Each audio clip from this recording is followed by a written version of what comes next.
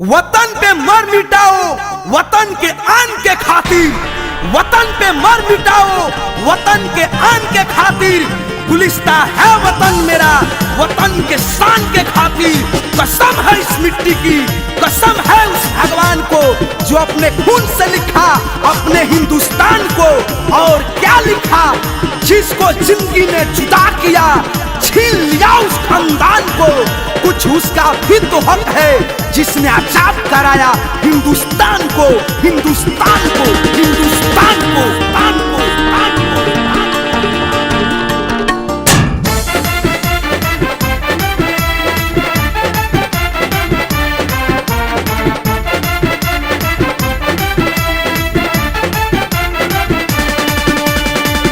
अब से सुधर जो पाकिस्तानिया रे, कोई शैतानिया छोड़ दे। अब से सुधर जो पाकिस्तानिया रे, कोई शैतानिया छोड़ दे।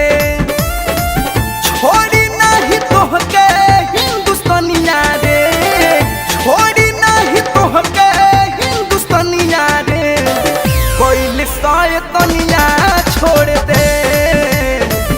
अब से सुधर जो पाकिस्तानिया रे, कोई शैतानिया छोड़ दे।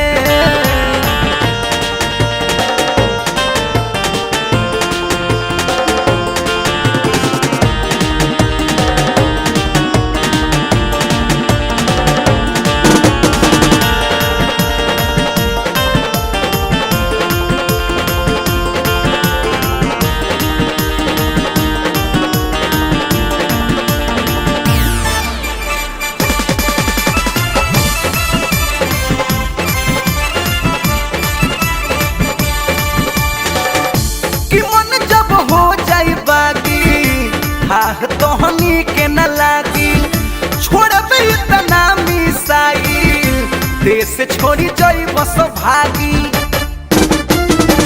कि मन जब हो जाई बागी, हाँ तोहनी के न लागी छोड़बे इतना मिसाइल, देश छोड़ी जाई बस भागी। खत्म होई तोहनी के कहानिया रे, कोई शैतानिया छोड़ दे। अब से सुधर जो पाकिस्तानिया रे, कोई शैतानिया छोड़ दे।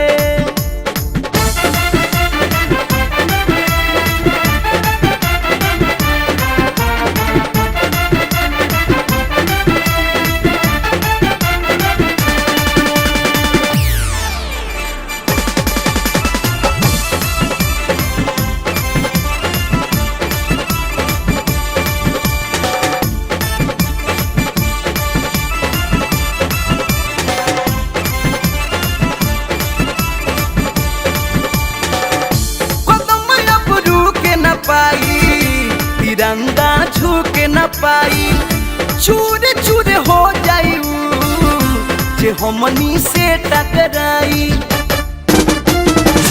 कदम अब रुके न पाई, तिरंगा झुके न पाई, चूर चूर हो जाई जे हमनी से टकराई। रही न तोर नामा बानी सोनिया रे, कोई शैतानिया छोड़ दे। अब से सुधर जो पाकिस्तानिया रे, कोई शैतानिया छोड़ दे।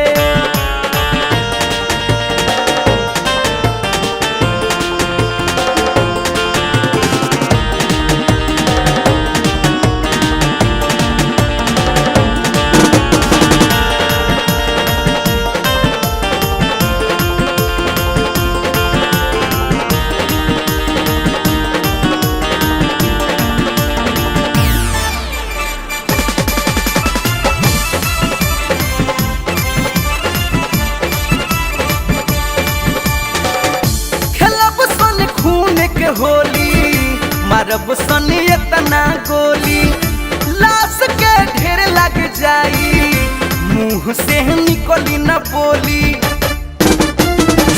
खेलब सन खून के होली, मारब सन इतना गोली,